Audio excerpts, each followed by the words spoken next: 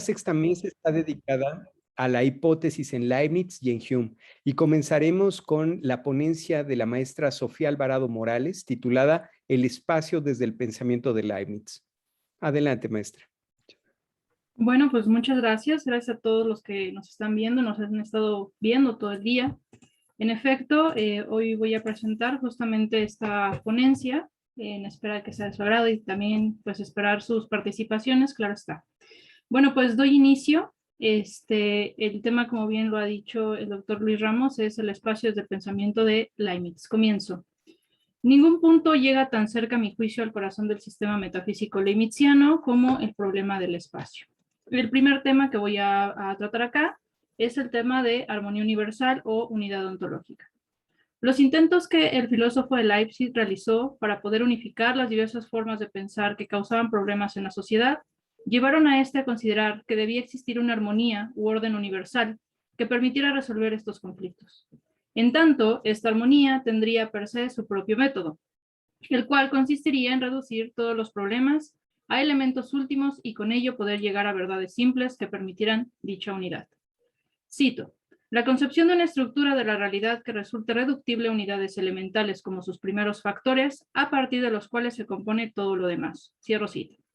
Sin embargo, estos primeros planteamientos acerca de lo que se refiere al orden o armonía establecida por Dios, es decir, que es bueno considerar que Dios no hace nada sin orden, llegaron a puntos cruciales en la teoría acerca del conocimiento humano y su desarrollo en el mundo. Es así que la idea acerca de tal armonía se reflejó en su totalidad en la monadología y la teodicea, y su inicio se vislumbró de arte combinatoria. Se puede considerar que combinatoria sirvió de guía desde un modelo lógico para el análisis de los asuntos filosóficos que preocupaban a Leibniz. Es menester indicar que el racionalismo leibniziano tuvo en uno de sus cimientos el órgano aristotélico, en otros términos, que todo lo existente era organizable bajo un sistema lógico, a través de lo cual se evidenciaban las múltiples conexiones o vías lógicas que, además de separar a los individuos entre sí, según sus respectivas especies, los conectan a todos a lo sustancial.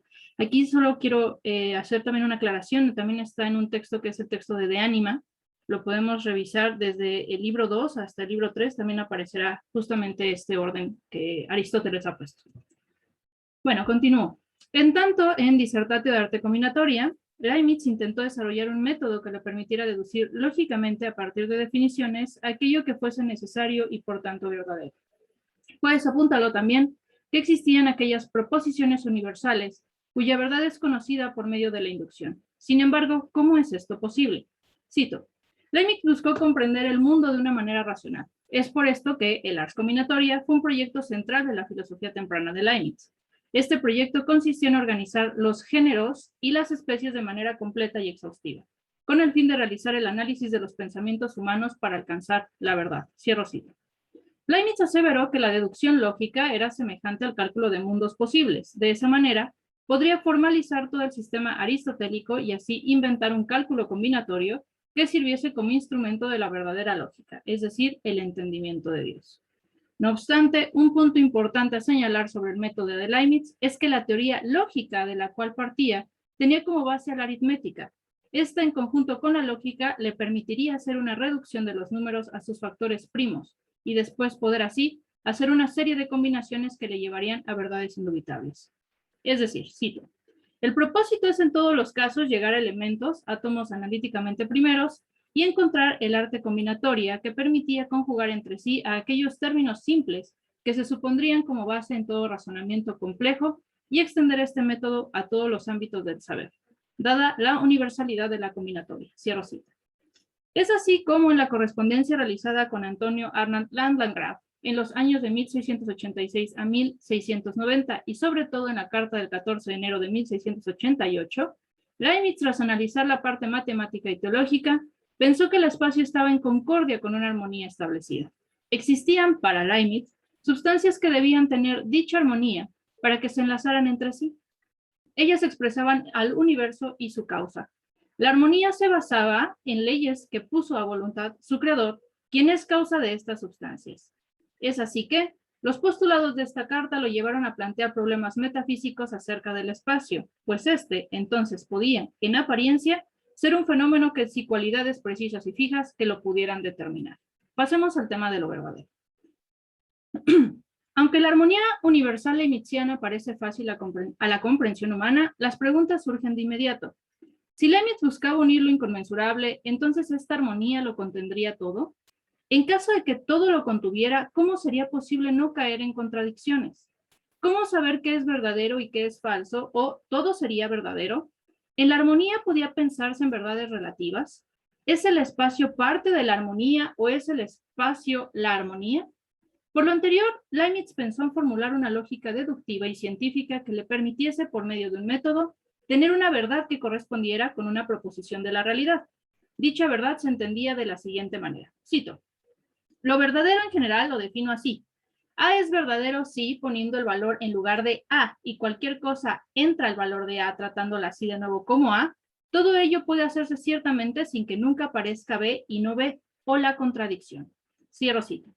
De lo anterior podemos entender que aquello que está contenido en lo verdadero es verdadero. Es decir, la verdad para Leibniz se puede analizar con una proposición en esta última hay un sujeto y un predicado, donde el segundo está contenido necesariamente en el primero. Cito: verdadera es una afirmación cuyo predicado está incluido en el sujeto y así en toda proposición verdadera afirmativa, necesaria o contingente, universal o singular. La noción del predicado de algún modo está contenida en la noción de sujeto, de manera que quien comprendiese perfectamente ambas nociones del modo como los comprende Dios, vería con ello claramente que el predicado está incluido en el sujeto. Empero, ¿cómo saber si la verdad corresponde con la realidad? Bajo esta cuestión, Leibniz separó los tipos de conocimiento en verdades de razón y verdades de hecho. Verdades de razón o juicio verdadero analítico. Las verdades de razón son aquellos juicios en los que el predicado está contenido en el sujeto y la única forma en que pueden alcanzarse este tipo de verdad es por medio de un análisis de términos. Se debe tomar en cuenta que en este tipo de verdad toda proposición tiene la forma sujeto-predicado y que toda proposición tiene una correspondencia con la realidad. Podemos así encontrarlas en las matemáticas al ser estas analíticas y llevar consigo el principio de no contradicción o identidad, pues no pueden ser verdaderas y falsas al mismo tiempo. El método sugerido por Leibniz para el análisis de términos se sigue de esta manera. En primer lugar, se tenía que analizar los términos complejos hasta llegar a los términos simples, para después poder representar estos últimos mediante símbolos matemáticos. De esta manera, si existe una armonía universal, se podría aseverar que el método leibniziano en disertación combinatoria sería lógicamente deducible por medio del uso de la razón y de dicha armonía. Cito: resuélvase un término dado en sus partes formales, esto es, defínase. Resuélvase luego esas partes en sus propias partes o dense definiciones de los términos de la primera definición hasta que se alcancen las partes simples o términos indefinibles. Representar como segundo paso estos términos indefinibles por símbolos matemáticos. Esos términos simples o indefinibles constituirán un alfabeto de los pensamientos humanos. Porque así como todas las palabras y frases son combinaciones de las letras del alfabeto, pueden también las proposiciones considerarse como resultado de combinaciones de términos simples o indefinibles. Cierro cita. Leibniz intentó descubrir símbolos matemáticos que proporcionaran un lenguaje universal, los cuales permitirían el desarrollo infinito de conocimiento para la disolución de rivalidades entre teorías. Las combinaciones de símbolos matemáticos llevarían a Leibniz a la posibilidad de formar una lógica deductiva que permitiese el descubrimiento de verdades nuevas y demostrar verdades ya conocidas, pero que no necesariamente debían ser analizadas o puestas a prueba, pues su reducción las llevaría al principio de no contradicción o de identidad. Así pues, abro cita, en una ciencia como las matemáticas puras tenemos proposiciones evidentes por sí mismas o axiomas fundamentales, definiciones y proposiciones deducidas de ellos. Y el conjunto de la ciencia pertenece a la esfera de lo posible. Leibniz definía lo posible como lo no contradictorio. Todas las verdades de razón se refieren a la esfera de lo posible, enuncian lo que sería verdad en todo caso. Cierro cita. Un ejemplo. A es A. Leibniz llamaría este tipo de verdad afirmativa idéntica, debido a que lo que se dice de algo es una repetición de ese algo. Es decir, no hay información que la que ya se conoce. Y un ejemplo de negativa idéntica es lo que es A no puede ser no negación de A. Es por ello que toda verdad de razón es necesariamente verdadera y sus principios son principio de no contradicción y principio de identidad. La proposición de la cual parte Leibniz es la siguiente: A es igual a negación de A. Dicha proposición es per se falsa, es decir, que de su falsedad se sigue el principio de no contradicción. A y no A por negación. Tanto el principio de no contradicción como el principio de identidad se relacionan con la esencia o el ser. Es por ello por lo que están relacionadas con lo verdadero. Porque lo verdadero es lo que no encierra contradicción y consiguientemente es idéntico a sí mismo. De esta manera, Leibniz utilizó tanto el principio de no contradicción como el de identidad para hacer referencia a las cosas y a las proposiciones, y así mostró la armonía de su sistema. Punto número 2. Argumento de la naturaleza general de las proposiciones. El argumento central de las proposiciones es parte fundamental para la filosofía de Leibniz, debido a que son proposiciones que son verdaderas en todos los mundos posibles. Sin embargo, aquellas que describen el mundo actual y exterior son proposiciones que se obtienen por la percepción, en las cuales están englobadas el espacio, la materia y la pluralidad de sustancias. El análisis de las proposiciones que llevó a cabo hasta 1686 mostró, en términos de Leibniz, la admisión de la pluralidad de las sustancias. Pues al hacer esto verdadero, todo su sistema quedaría establecido. Es así que pasamos al análisis de las proposiciones. Toda proposición puede sujetarse a los términos siguientes. A. Toda proposición tiene un sujeto y un predicado. B. Todo predicado está contenido en el sujeto, es decir, un juicio verdadero analítico. Y C. Todo juicio verdadero que contenga lo anterior es analítico. No obstante, existe el predicado de existencia, pero la existencia no está contenida en la noción de sujeto existente. Por tanto, las proposiciones existenciales son sintéticas y son siempre contingentes, y no hay contradicción si los sujetos que en realidad existen no existieran. En el caso de la existencia, el sujeto es definido por sus predicados, es por ello por lo que no puede ser analítico. Más adelante analizaremos este tipo de proposiciones, también llamadas verdades de hecho, las cuales se apoyan en el principio de razón suficiente. Verdades de hecho. Ay, permítanme un segundo, perdón. Ya. Estas verdades no están fundamentadas en los principios de no contradicción e identidad. Por tanto, su contrario es posible. No son necesarias y corresponden a la existencia. Este tipo de verdad es contingente debido a que pertenece a la realidad y está fundada en el principio de razón suficiente, de la cual hablaremos más adelante. Las verdades de hecho no se pueden deducir de manera a priori, ni tampoco son innatas. Las conocemos por ser a posteriori. Por ello tampoco podemos afirmar que su predicado siempre estará contenido en el sujeto. En estos casos, el predicado sí puede afectar al sujeto, por tanto, son proposiciones sintéticas. Cito: la proposición de que John Smith existe o de que John Smith se ha casado con Mary Brown no es una proposición necesaria, sino contingente. En efecto, es lógicamente y metafísicamente inconcebible que John Smith no exista mientras existe, pero la proposición cuya opuesta es inconcebible no es el enunciado de existencia de que John Smith existe, sino el enunciado hipotético de que si John Smith existe, puede al mismo tiempo no existir. El enunciado existencial verdadero de que John Smith existe actualmente es una proposición contingente, una verdad de hecho. Cierro cita. Principio de razón suficiente. Hay en la naturaleza una razón de por qué existe algo en vez de nada, de modo que también tiene que haber una razón de por qué existe una cosa en vez de otra. Leibniz puso en este principio un énfasis indiscutible al considerar que se le atribuía una significación adecuada por primera vez y que quedaba encuadrado en el lugar que le corresponde en el pensamiento. En realidad, Leibniz ha descubierto la gran envergadura de este principio y la ha utilizado para su sistema. Es en el caso del principio de razón suficiente, donde la correspondencia con la existencia y la realidad se muestran en el sistema filosófico de Leibniz. Tanto en la monadología, las cartas dirigidas a Arnold, así como a Samuel Clarke y la Teodicea, donde el filósofo de Hannover demuestra cuán importante es este principio.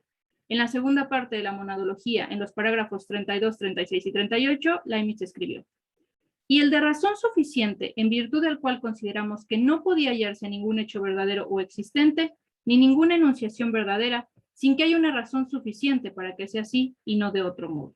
Aunque estas razones en la mayor parte de los casos no pueden ser conocidas por nosotros, pero la razón suficiente debe hallarse también en las verdades contingentes o de hecho, es decir, en la serie de cosas que se hallan repartidas por el universo de las criaturas.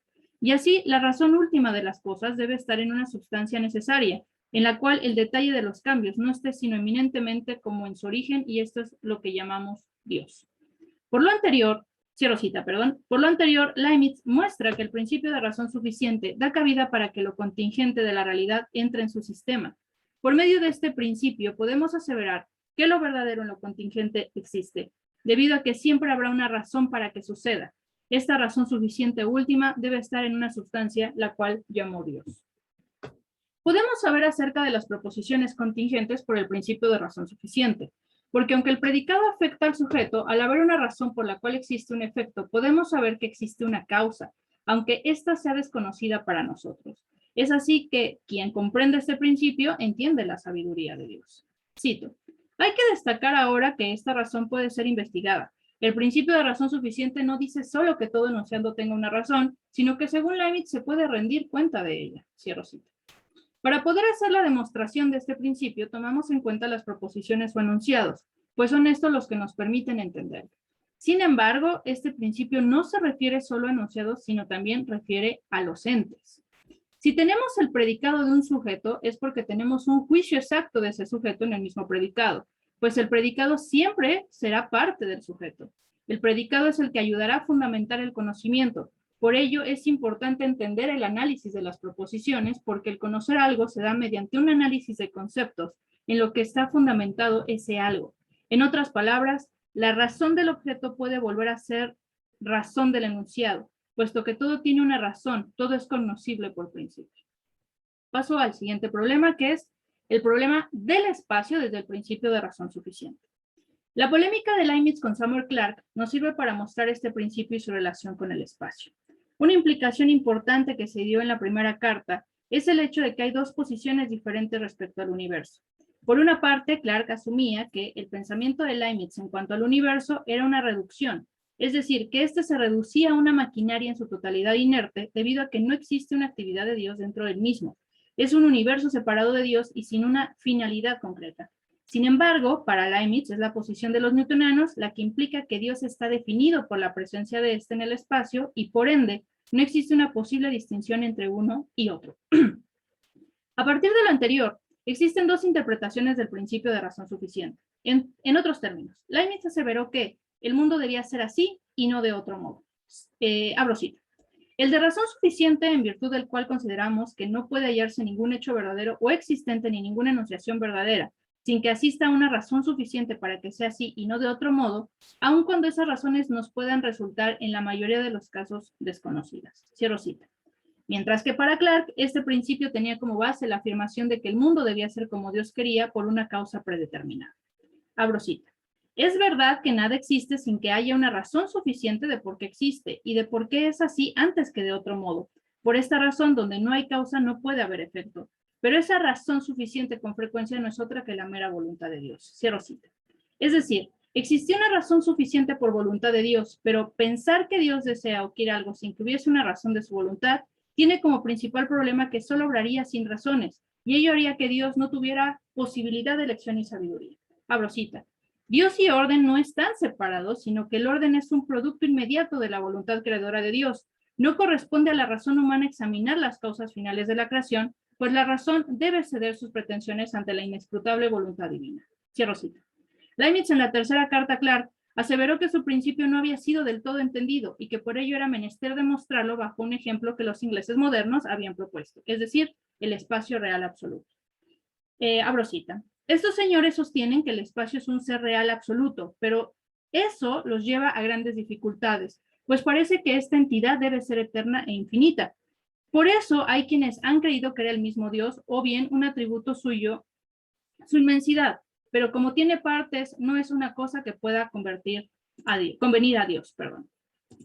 El argumento newtoniano llevaría a la conclusión de que el espacio es por sí mismo el grado de ser confundido por el mismo Dios, pues tener esta concepción del espacio es pensar que tienen las mismas cualidades ontológicas atribuidas a Dios.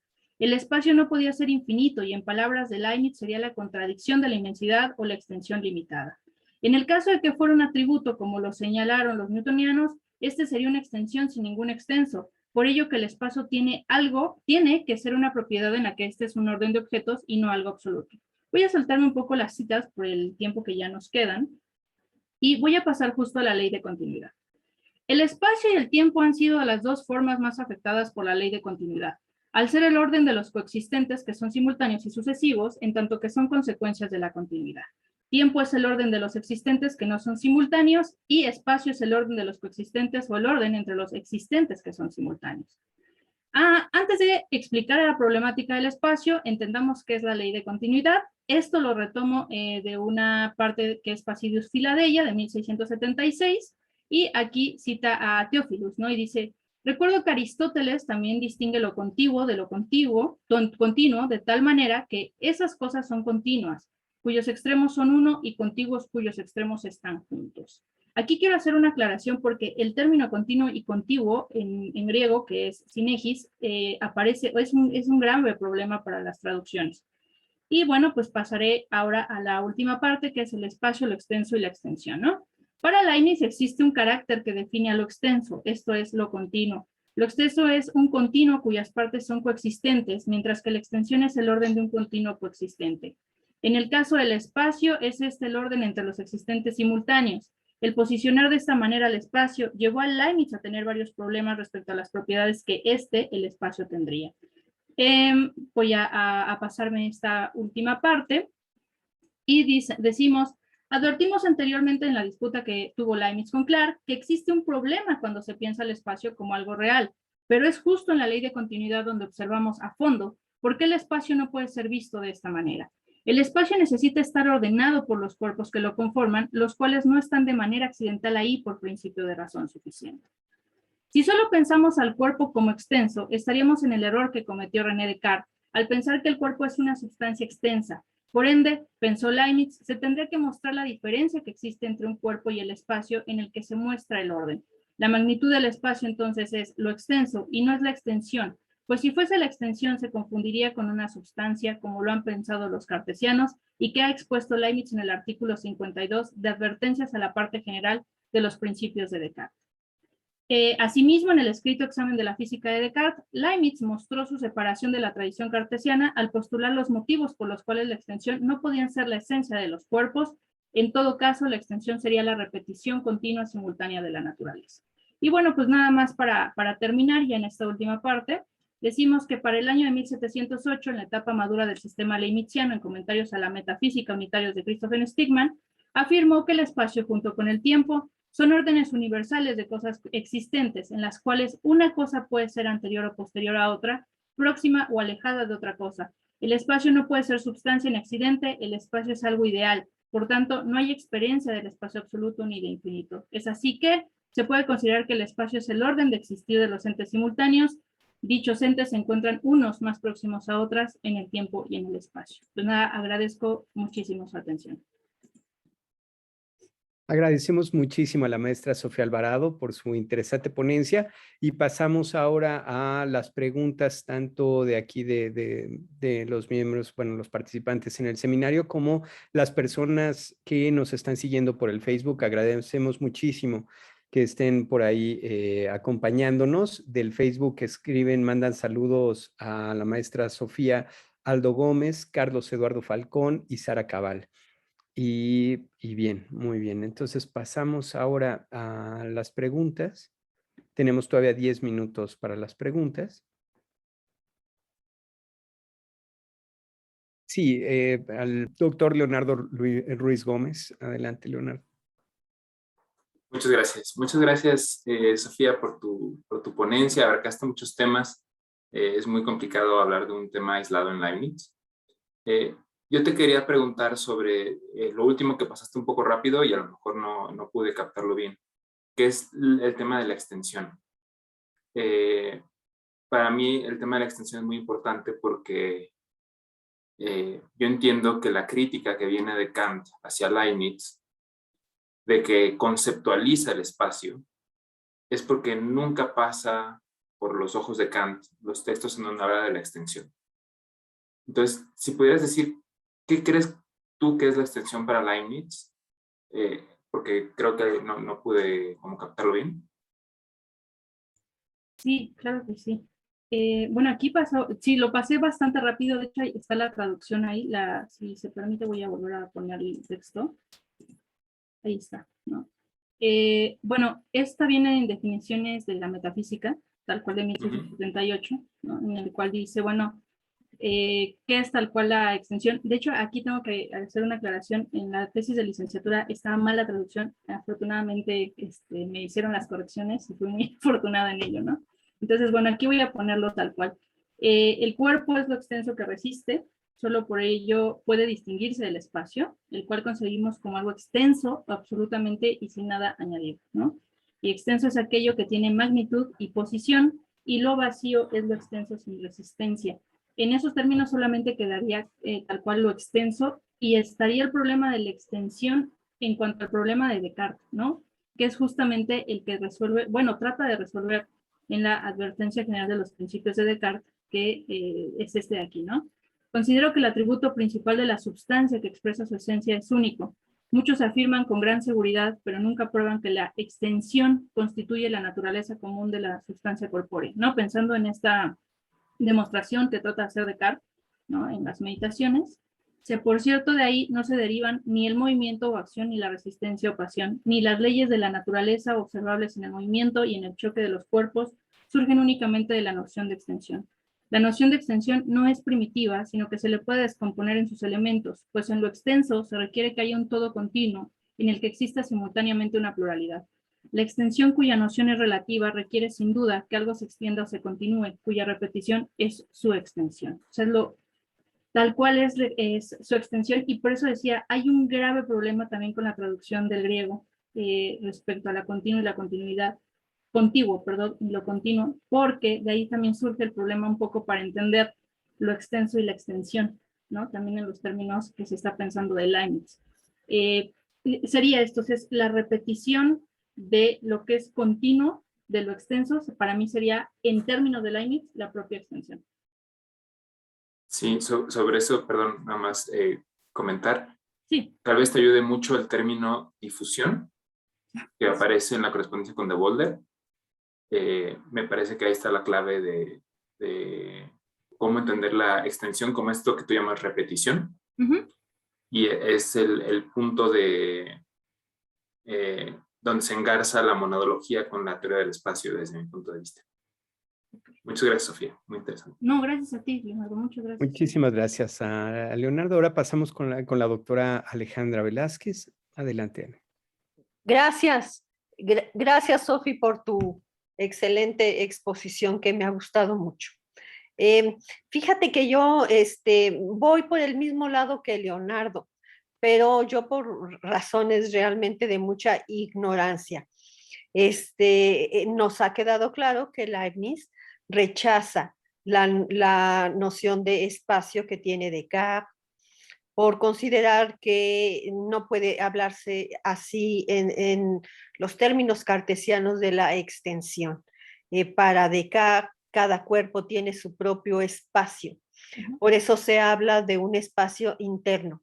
Entonces yo quisiera saber si en Leibniz podemos hablar de un espacio externo, así como lo plantea Grant, ¿no? Edward Grant plantea, bueno, hay quien defiende el espacio interno. Cada cuerpo tiene su propio espacio.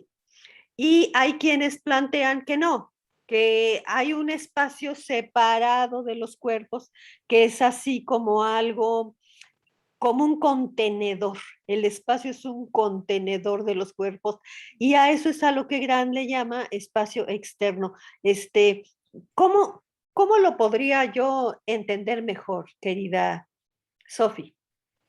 Ay, muchas gracias, doctora. De hecho, voy a hacer aquí una gran aclaración. A mí me interesó mucho Leibniz por Kant. O sea, llegué a Leibniz porque para entender a Kant necesitamos a Leibniz, ¿no?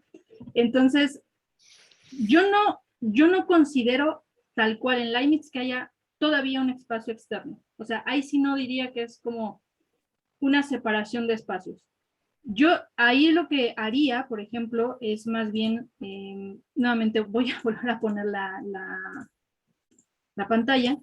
Justamente aquí es donde se hace la separación justamente con Descartes, en el examen de la física de Descartes, y lo pone de esta forma, ¿no? Que tiene que ver con el espacio tal cual.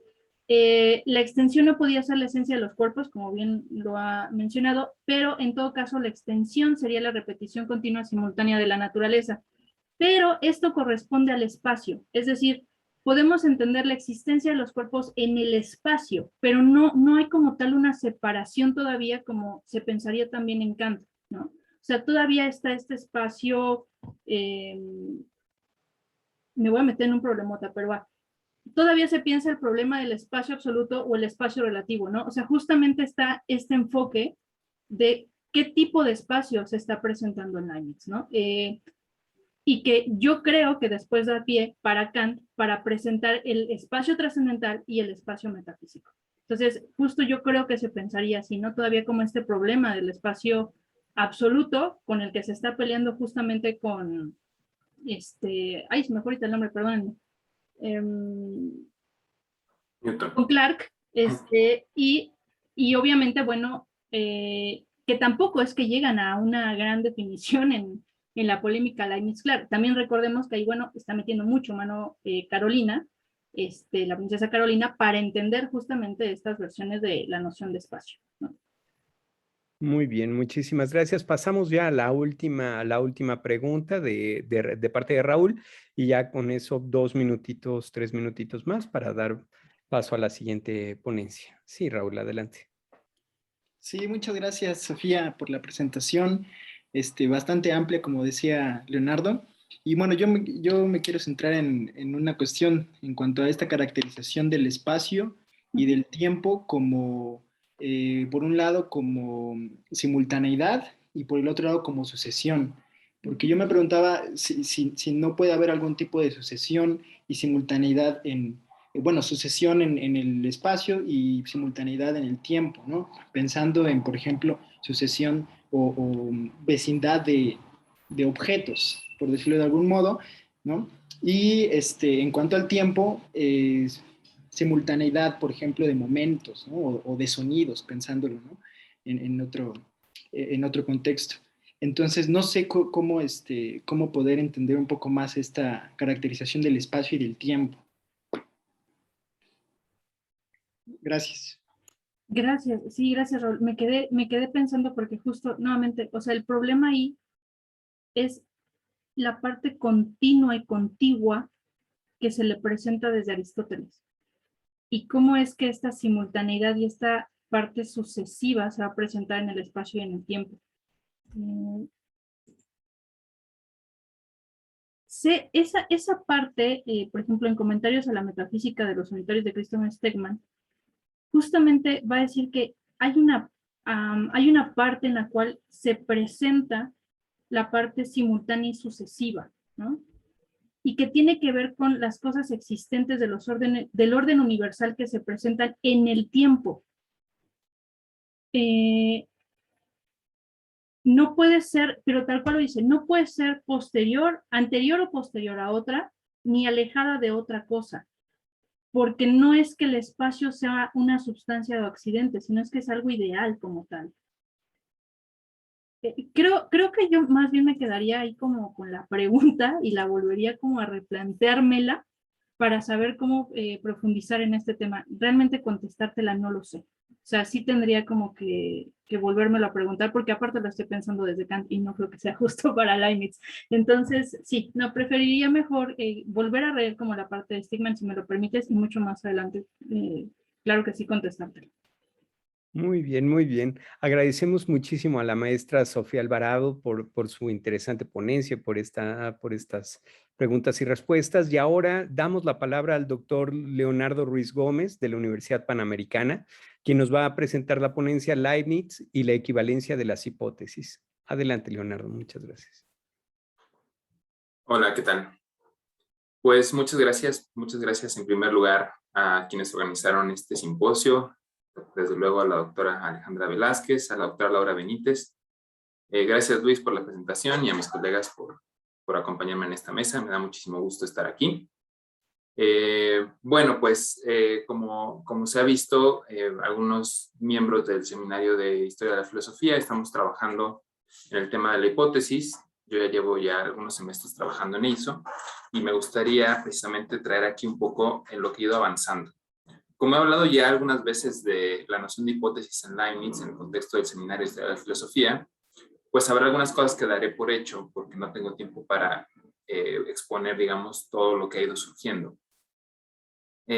Resumiré simplemente a grandes rasgos que conforme he ido revisando los textos, he encontrado distintos sentidos en los que se utiliza la noción de hipótesis, y esto fue precisamente lo que presenté hace 6 meses en el seminario, ¿no? A grandes rasgos, y sin presentar aquí la evidencia textual, pues encontré que la noción de hipótesis la utiliza Leibniz, en primer lugar, como un supuesto, ¿no? Que sería como lo más cercano a nuestro uso habitual o común del término, como algo que simplemente se pone por debajo, como diría la etimología, es decir, se supone, ¿no? Hay varios textos en esta dirección y nos sorprende que aparezca así, ¿no? Hay un término muy técnico, más bien un uso muy técnico del término, que es el de la necesidad hipotética, que tiene que ver con la metafísica modal de Leibniz, que tiene que ver con todo este asunto de los mundos posibles y sobre todo con su noción de necesidad metafísica y, lo contrario a esta, la necesidad hipotética. Se refiere con necesidad hipotética a aquella necesidad que se da una vez que hay una condición supuesta, ¿no? Por eso es hipotética. No voy a entrar a detalles en esto, me parece que también es un término que en la jerga filosófica nos es bastante común, bastante cercano. Hay un uso muy particular, pero no exclusivo de Leibniz en el siglo XVII, que la noción de hipótesis es una vinculación entre teoría y fenómenos. Esto se ve claramente en un texto muy temprano, que se llama Hipótesis Física Nova, el texto con el que entró a la Royal Society, en donde precisamente la hipótesis lo que va a hacer es vincular una teoría del movimiento abstracto, ese es otro texto que presenta Leibniz, la teoría del movimiento abstracto, y la hipótesis sería como este intermedio entre los fenómenos, la simple observación, y una teoría abstracta. Eso también se puede ver en el De Corpore de Hobbes. Algunos comentadores han mostrado esta similitud entre el proyecto físico muy temprano de Leibniz y el De Corpore de Hobbes. Bueno, es otro sentido, ¿no? Una hipótesis también para Leibniz es un juicio que está por confirmarse, que también se parece mucho al término científico, o el uso científico del término de hipótesis. Nosotros tenemos una hipótesis porque buscamos confirmarla, ¿no? Y eso lo puedes decir a veces en términos positivos, ¿no? Tengo una hipótesis que voy a demostrar, y a veces en términos negativos, ¿no? Eso es simplemente una hipótesis y habría que ver si se demuestra, ¿no? Esto, como lo expuse alguna vez también en el seminario, pues ahí estaba la disputa entre Newton y Leibniz, ¿no? Todos decían que el otro trabajaba con hipótesis y ellos trabajaban con demostraciones, ¿no? Es ahí, digamos, una interlocución retórica muy interesante. Ya aquí Sofía justo empezó a mostrarnos un poco de eso, ¿no? Me quiero centrar más bien en el último sentido que encontré, que es el de un juicio indecidible, ¿sí? Ya no se trata simplemente de algo, de una proposición que nosotros debemos demostrar verdadera o falsa, sino que una hipótesis también puede ser un juicio que es completamente indecidible. Y eso también en dos sentidos distintos, ¿no? Una hipótesis que no se puede, digamos, no se puede demostrar si es cierta o falsa, pues se dice de manera negativa, ¿no? Pues es una hipótesis y nadie la va a poder confirmar. Es indecidible su verdad. Pero también en un sentido positivo. Son proposiciones que por su naturaleza, por la naturaleza de aquello a lo que se refieren, no se puede decidir su verdad. Y entonces esto es a donde vamos a entrar, ¿no? Para eso voy a hacer referencia a la equivalencia de las hipótesis y a la relatividad galileana, ¿sí? Muy rápidamente, ¿qué es la relatividad galileana? Lo expone Galileo en el diálogo sobre los dos grandes sistemas del mundo. Es una idea que para nosotros nos va a resultar muy básica, pero que en el siglo XVII fue muy importante, ¿no? En el texto que mencionaba, en el diálogo sobre los dos grandes sistemas, Galileo propone un experimento mental. Imagínense un barco, nos dicen, un salón dentro de un barco, en donde hay algunos bichos que están volando, hay una pecera donde están cayendo gotas de agua, y tú estás jugando con un amigo a la pelota, ¿no? Todos los fenómenos que encontramos ahí, nos dice Galileo, serían exactamente los mismos si el barco está en reposo o si está en movimiento rectilíneo uniforme. Desde luego que el barco es un mal ejemplo porque el barco se tambalea, ¿no? Pero para nosotros es muy fácil imaginar un tren, ¿no? Si vamos en un tren en movimiento rectilíneo uniforme, pues nosotros podemos ir jugando con una pelota y la pelota no se nos va a ir para atrás, ¿no? Las moscas que van en el coche, pues pueden viajar hacia adelante y hacia atrás, no importa lo rápido que se mueva el coche. Esta es la relatividad galileana y es lo que da origen a la equivalencia de las hipótesis. Ajá. Vamos a ver entonces cómo evoluciona el término de equivalencia de las hipótesis.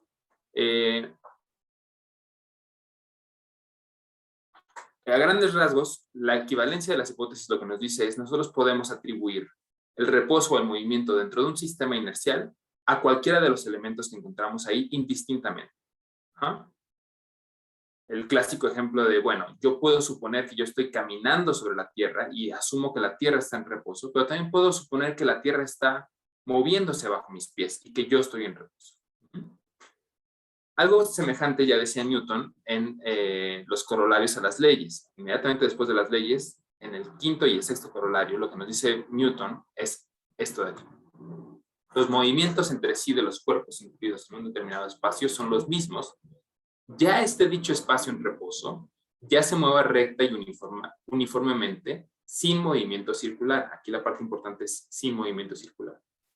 Si los cuerpos se moviesen entre sí de cualquier modo y fuesen empujados por fuerzas acelerativas iguales según líneas paralelas, todos ellos se seguirían moviendo entre sí del mismo modo que si no estuviesen empujados por tales fuerzas. Aquí Newton está dando un paso más allá de Galileo, porque no solo está diciendo que cuando hay movimiento rectilíneo uniforme, yo no puedo distinguir si algo se está moviendo o si algo está en reposo, sino que nos está diciendo que incluso si toda la materia considerada dentro de un sistema se mueve aceleradamente en líneas paralelas, pero no curvas, entonces obtendríamos un sistema completamente indiscernible a otro sistema en reposo. Ahora, es muy famosa la demostración que hace Newton en el mismo texto de los Principia, un poco antes de las leyes, cuando en el escolio de las definiciones hace este famoso argumento del cubo de agua, ¿no? El cubo que está girando y que forma unas fuerzas centrífugas. Ahí nos dice Newton, los efectos por los que los movimientos absolutos y los relativos se distinguen mutuamente son las fuerzas de separación del eje de los movimientos circulares. Pues en el movimiento circular meramente relativo, estas fuerzas son nulas, pero en el verdadero y absoluto son mayores o menores según la cantidad de movimiento. Entonces lo que estamos viendo es que Newton hace una especie de lectura suave de la relatividad galileana o de la equivalencia de las hipótesis. En términos generales lo que nos dice es, mientras el movimiento sea rectilíneo, no importa si es uniforme o si es acelerado, la equivalencia de las hipótesis es válida. Es decir, yo no puedo distinguir si algo se está moviendo de manera rectilínea o si está en reposo. Cuando tengo movimientos circulares, entonces ahí sí aparece un problema, porque entonces aparecen fuerzas centrífugas que me van a ayudar a distinguir los movimientos reales de los movimientos relativos. Entonces ahí ya no hay equivalencia de las hipótesis. Esto quiere decir que la lectura que hace Newton de la equivalencia de las hipótesis es meramente epistemológica. Es decir, hay escenarios como el del tren o el del barco que pone Galileo, en donde yo sería incapaz de definir si estoy en movimiento o en reposo. Pero es un problema epistemológico, porque eso no quiere decir que o bien el barco está en reposo o bien el barco está en movimiento. Es decir, no es una equivalencia ontológica de las hipótesis, es una equivalencia epistemológica. Vamos a ver qué dice Leibniz. Este es un texto de madurez del Specimen Dynamicum y dice lo siguiente. Por tanto, si un número cualquiera de cuerpos está en movimiento, se debe entender que no se puede colegir de los fenómenos en cuál de ellos hay movimiento o quietud, sino que puede atribuirse la quietud a cualquiera de ellos que se tome, con tal que se presenten los mismos fenómenos. Lo que está diciendo aquí es, a partir de los fenómenos, tú no puedes distinguir qué cosas están en reposo, qué cosas están en movimiento. Desde luego que puedes distinguir cuando dos cosas están en movimiento relativo, pero no podrías decir, mira, la galaxia está en reposo y el sistema solar se mueve, o bien el sistema solar está en reposo y la galaxia se mueve. Esto era muy importante, ya lo señalaba el día de hoy la doctora Benítez, en el contexto del copernicanismo, ¿no? Porque precisamente el problema que nosotros vamos a tener en el siglo XVII es, cómo definimos entre esas dos grandes hipótesis astronómicas, ¿no? En términos generales, el copernicanismo y el sistema tolemaico, ¿no? Aparte está lo de Kepler, de lo cual también se habló el día de hoy, pero por lo menos esas dos hipótesis había que tomar una decisión sobre cuál era la verdadera. Problemas sociológicos o políticos al margen, religiosos al margen, no había ninguna comprobación directa, efectiva, de la verdad del copernicanismo. Sabemos que Galileo hizo un esfuerzo inaudito para mostrar la verdad del copernicanismo, pero fracasó en el intento. Vamos a ver qué dice Leibniz sobre estas dos hipótesis. Una vez que hemos probado a través de demostraciones geométricas la equivalencia de las hipótesis respecto al movimiento de cualesquiera cuerpos, sin importar su número, movidos solo por choques con otros cuerpos, se sigue que ni siquiera un ángel podría determinar con rigor matemático cuál de los muchos cuerpos está en reposo y cuál es el centro de movimiento de los otros. Y si los cuerpos se chocan libremente entre sí, es una maravillosa ley de la naturaleza que no haya ojo, sin importar la posición que tome, que tenga un criterio para distinguir a partir de los fenómenos dónde hay movimiento, cuánto movimiento hay y qué tipo de movimiento es, o incluso si Dios mueve todo alrededor suyo o si más bien mueve al ojo mismo. Tenemos aquí una interpretación universal de la equivalencia de las hipótesis. Leibniz está segurísimo de que no hay movimientos ni circulares ni no circulares que nos permitan discernir entre movimientos absolutos y movimientos relativos, ¿no? Está yendo directamente en contra de la presuposición de Newton. Desde luego que detrás está la discusión sobre el espacio absoluto de la que hablaba Sofía, pero en este punto se está centrando en la distinción entre movimientos reales y movimientos relativos. Y eso lo aplica precisamente al problema de las hipótesis astronómicas.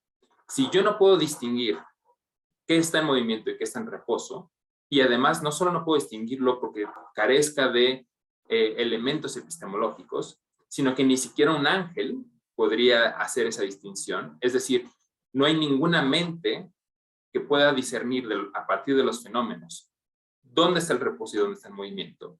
Quiere decir que la distinción entre las hipótesis astronómicas, el copernicanismo y el sistema tolemaico, o incluso el de Tycho Brahe, o el que se guste, esa distinción es arbitraria. En este mismo texto va a decir Leibniz, bueno, pues, ¿cuál va a ser la hipótesis que vamos a utilizar? La que nos sea más práctica. Evidentemente el copernicanismo era más práctico. Pero no la vamos a elegir porque podamos decir que ella es más verdadera que la otra, por lo menos no más verdadera que el sistema de Tycho Brahe, que el tolemaico podía ser, pero no que el de Tycho Brahe. Utiliza un argumento pragmatista, ¿no? Esta funciona mejor, esta es la que vamos a utilizar. Algunos intérpretes han dicho, bueno, aquí claramente lo que está haciendo Leibniz es salirse por la tangente, un poco como hizo Descartes, ¿no? De no meterse en el conflicto que tan caro le había salido a Galileo. Sin embargo, no es el caso de Leibniz, no sé si es el de Descartes, pero no es el caso de Leibniz, porque esto tiene sustento en su metafísica más profunda, como ya mencionaba Sofía, tiene sustento en una visión del espacio en términos relacionales. Hay un texto, y solo un texto, ¿no? que muestra esto con claridad, pero como digo, solo es un texto, ¿no? En el mar de la obra leibniziana, en donde hace una especie de postulado de la relatividad general, ¿no? Un postulado de la equivalencia general de las hipótesis. Ahí nos dice Leibniz, es posible concebir que, estando la Tierra inmóvil, dos cuerpos se mueven por el globo terrestre, uno de oriente a occidente, el otro de occidente a oriente. Pero además, nada me prohíbe suponer que yo me encuentre en alguno de estos cuerpos menores, al que en consecuencia será considerado como en reposo. Es evidente, por lo tanto, que la quietud puede ser atribuida a cualquiera de los cuerpos, si es que puede pensarse al observador en él. Y sin embargo, el impulso a través de la tangente no acusa un movimiento real de rotación, dado que lo mismo habría de suceder si todo se moviera en torno a él. Lo que está diciendo Leibniz es, bueno, imaginemos que está la Tierra, ¿no? Y está girando un globo alrededor, y él se pone, dice que dos, pero después se olvida que son dos, ¿no? Entonces, hay una esfera girando en torno a la Tierra y él está parado ahí.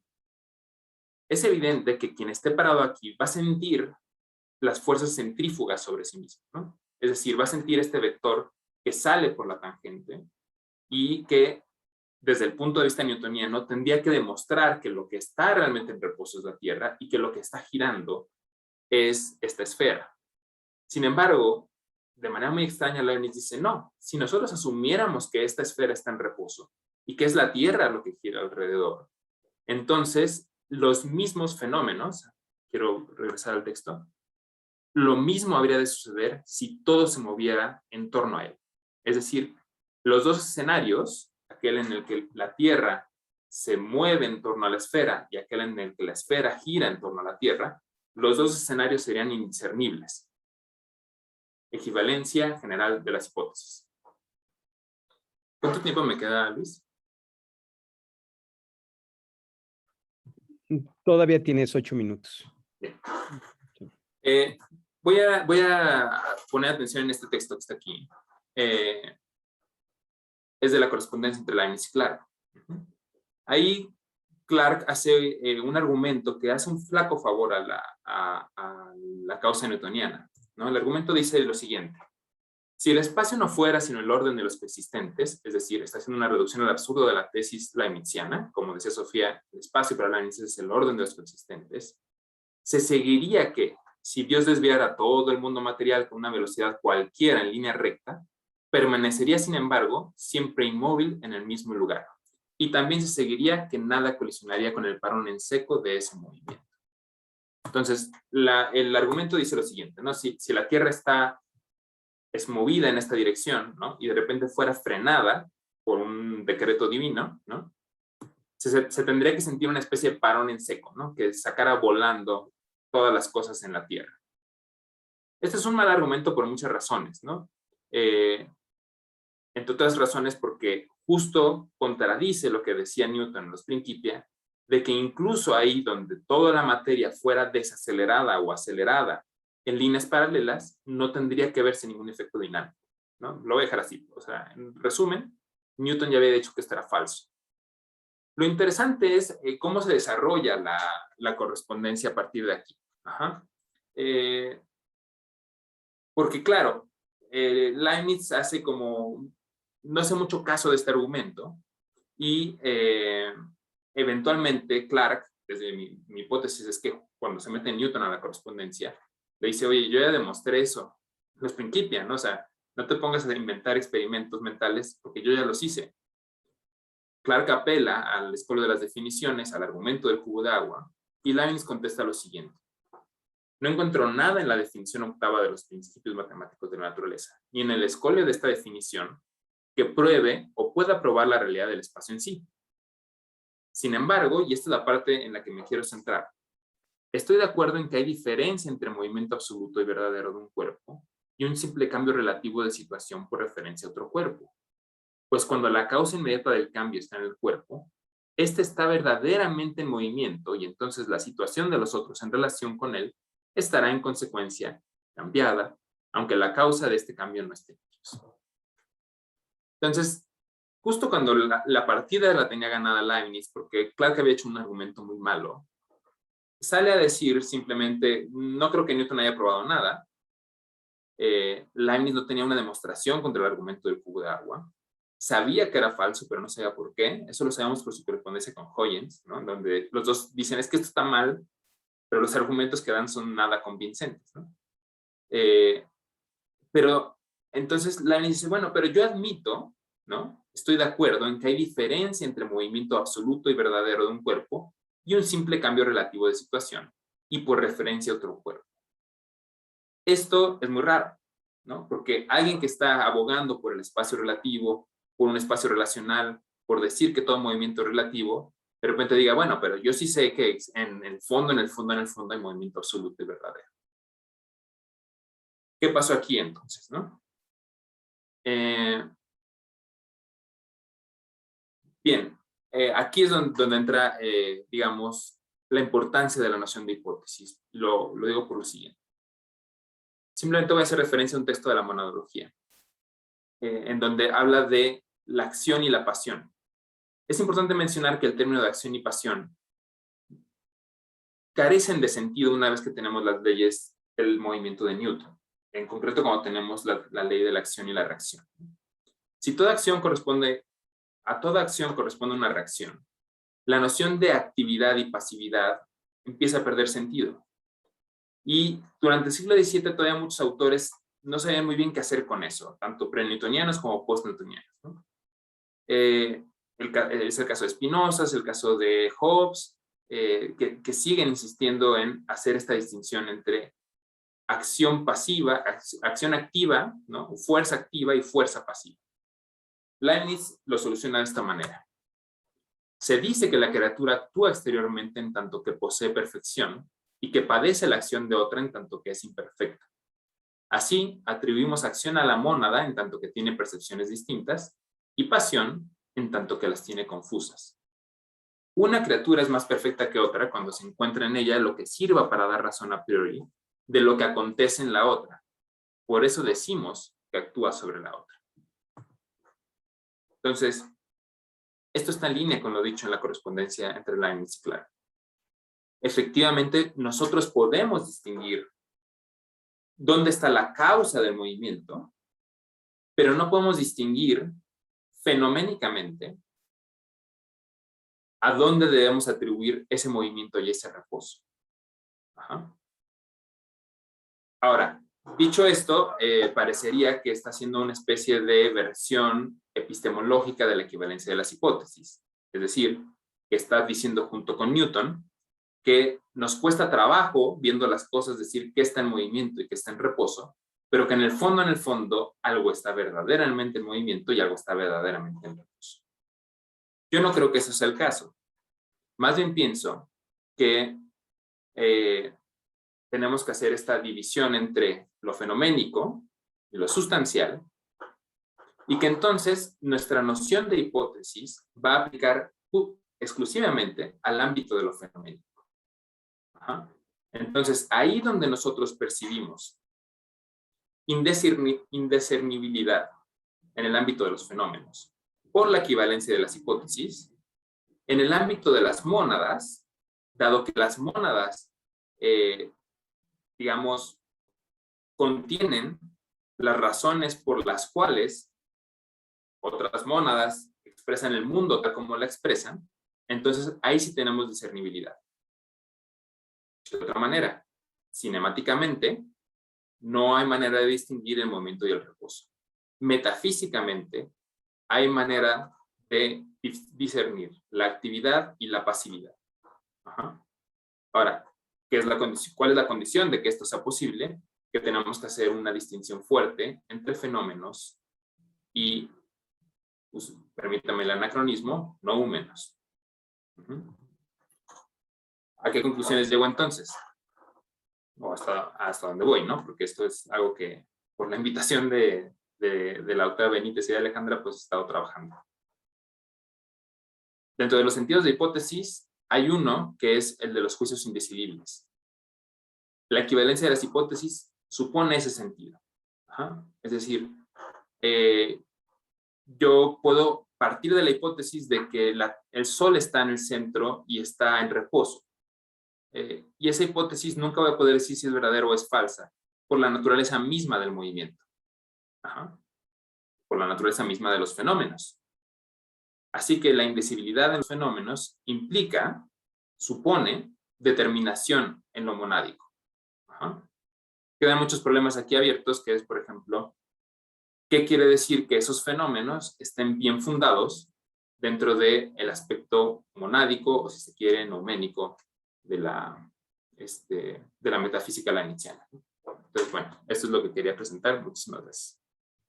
Muchísimas gracias, Leonardo, por tu interesante ponencia. Ahora abrimos un espacio de 10 minutos para preguntas y respuestas.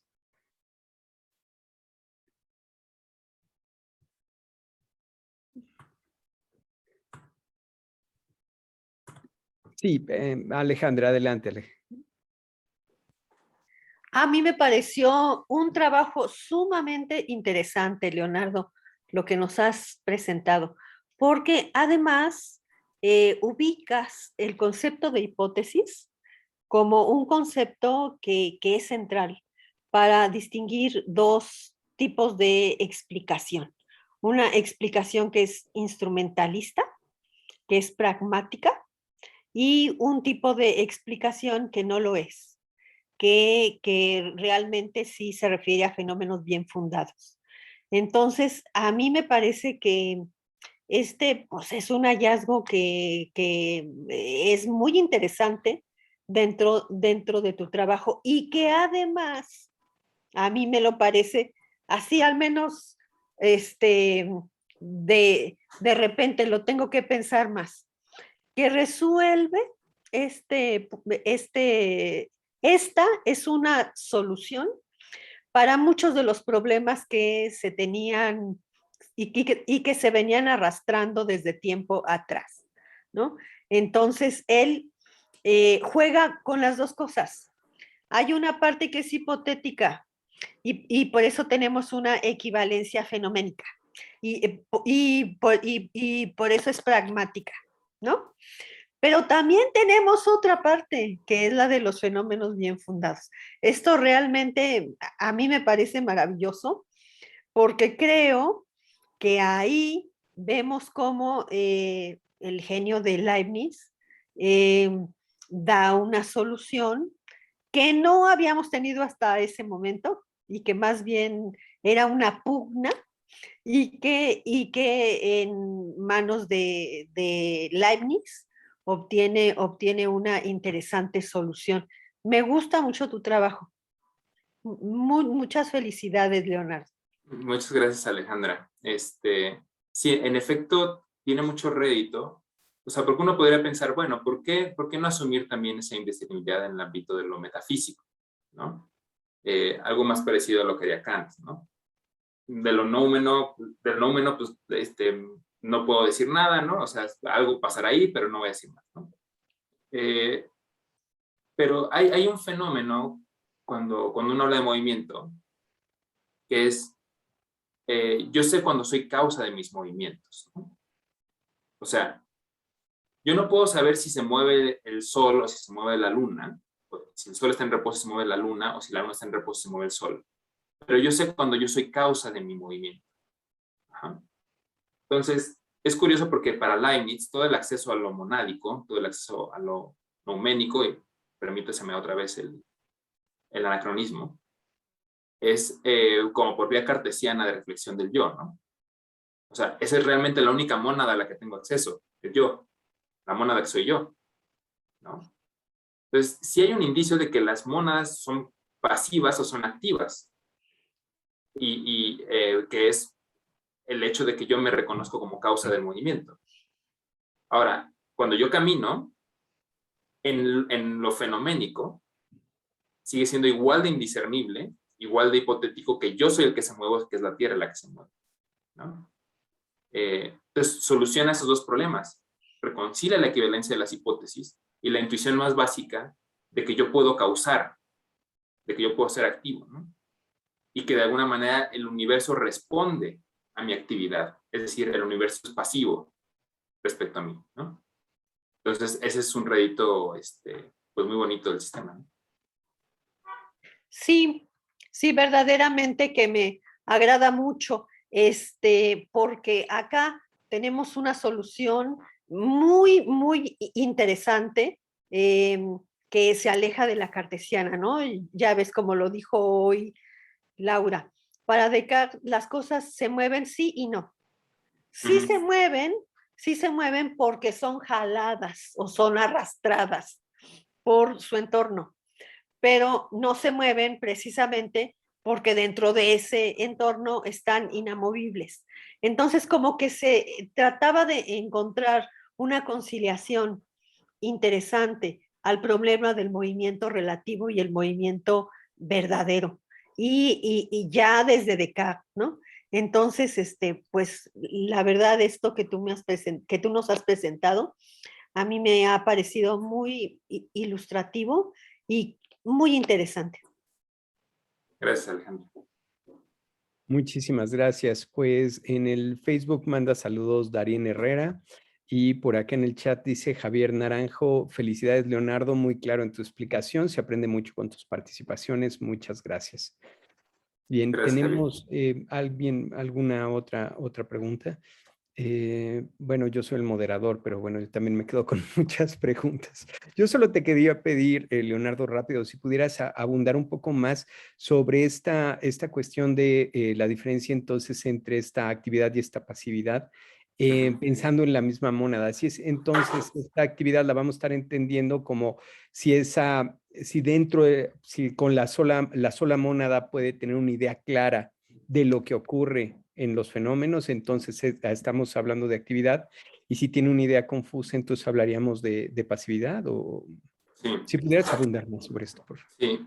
Esa es una parte que a mí me cuesta mucho trabajo, porque Leibniz es muy ambiguo en la manera en la que utiliza confusión, distinción, pero lo que sí es que presume, o sea, dado que las mónadas lo único que pueden hacer es percibir y apetecer, ¿no? Que en el fondo apetecer es pasar de una percepción a otra, la única distinción que pueden tener es en grados de perfección de su percepción. Ahora, ¿qué perciben las mónadas? Pues otras mónadas, ¿no? En primera instancia y en última instancia Dios. Entonces todas perciben lo mismo desde puntos de vista distintos, ¿no? Esto fue lo que presenté la vez pasada, ¿no? Sobre el punto de vista y la hipótesis. Entonces, al final, la pregunta es, ¿qué mónadas llevan primacía a la hora de expresar el mundo de mejor manera? Y, por ejemplo, él crea que la mónada que soy yo es más perfecta que las mónadas que constituyen mi cuerpo, porque ellas expresan más mi apetito, ¿no? Cuando, por ejemplo, camino, ¿no? La vinculación que tenemos es una vinculación de perfección, ¿no? Como que ellas expresan más a la mónada que soy yo de lo que yo expreso no sé, por ejemplo, una piedra. Es muy oscuro, ¿no? El tema. Es muy oscuro, pero va por ahí. La cuestión aquí es que justo ahí donde podría haberse liberado ya de la noción de actividad y pasividad, ¿no? Que era pues todo expresa todo recíproco, ya se acabó, ¿no? Está interesado en rescatar y decir, no, sí hay unas mónadas que son más activas y otras que son más pasivas. Y yo creo que eso tiene que ver más con temas escatológicos y la ciudad de los espíritus, ¿no? La República de la Salvación y demás. Pero realmente creo que no queda muy claro, pues porque se murió cuando estaba haciendo todo esto. Okay. Muchísimas gracias, Leonardo, muy interesante. Muy bien, y entonces pues con esto pues te agradecemos mucho tu ponencia, y pasamos entonces a la ponencia del doctor Mario Edmundo Chávez Tortolero de la Universidad Nacional Autónoma de México, que nos va a presentar la ponencia Una hipótesis sobre las hipótesis en Hume. Muchísimas gracias, Mario, muy buenas tardes y adelante. Buenas tardes, Luis, ya casi noches, más bien ya estamos en la parte nocturna del simposio, y bueno, es un gusto estar aquí con ustedes. Muchas gracias a las organizadoras del coloquio, a Laura Benítez, a Alejandra Velázquez, y bueno, a los que se mantienen y las que se mantienen aquí, pensando la hipótesis, algo que hemos estado haciendo desde hace ya tiempo en el seminario, y que ha dado resultados prolíficos muy interesantes, como vemos en las ponencias de Sofía, en la ponencia de Leonardo. Y bueno, antes de empezar, yo les quiero compartir un texto que es un poco amplio, entonces no sé si se pueda leer todo, pero en este texto, a partir de este texto, de la elaboración de este texto y de las distintas pues participaciones e investigaciones de los colegas, de las colegas, yo creo que puede hacerse una clasificación de hipótesis, ¿no? Digamos, yo creo que todos intentamos hacer como parte de nuestro ejercicio de investigación estos elementos de clasificación, ¿no? Entonces, a mí me parece que hay al menos 3 tipos de hipótesis. o tres modos de concebir la hipótesis. Un modo es el más común, que es cuando no estoy comprometido con la verdad o con la existencia del objeto hipotético. Que Ale me pasó el nombre que me parece muy adecuado, de nombrar este tipo de hipótesis instrumentales, ¿no? Es una hipótesis que uno utiliza para encontrar la verdad, para investigar, pero no necesariamente está comprometido con el objeto hipotético, con que exista siquiera, a lo mejor ni siquiera existe. No me comprometo con su verdad, ¿no? Claro, aquí puede haber una variante que no sé si todavía entre dentro de las instrumentales, que es cuando a lo mejor incluso estoy comprometido con su falsedad, ¿no? O sea, yo sé que es falso, pero lo sostengo por que me permite explicar o tiene potencial explicativo, ¿no?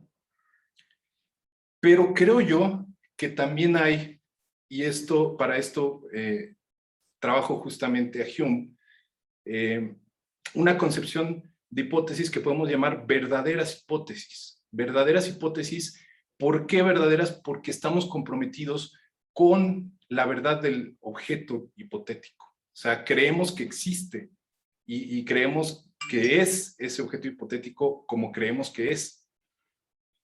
Y bueno, eso en ese caso creo que podemos actualizarlo porque seguimos trabajando con hipótesis, ¿no? Eso nos puede pasar en nuestras investigaciones, que creemos que realmente lo que suponemos es verdad y a veces eso incluso nos puede cegar, ¿no? Quizá la actitud más científica es la de una hipótesis instrumental, ¿no? O sea, como no comprometerse con su valor de verdad. ¿Por qué? Porque usualmente las hipótesis versan sobre cuestiones no experimentadas, ¿no? Ese es un punto importante, que se van a confrontar con la experiencia, o a lo mejor que no se pueden experimentar, ¿no? Y finalmente hay un tercer sentido, ¿no? Que yo observo, que es el de mera fantasía, ¿no? Mera fantasía, mera invención, ¿no?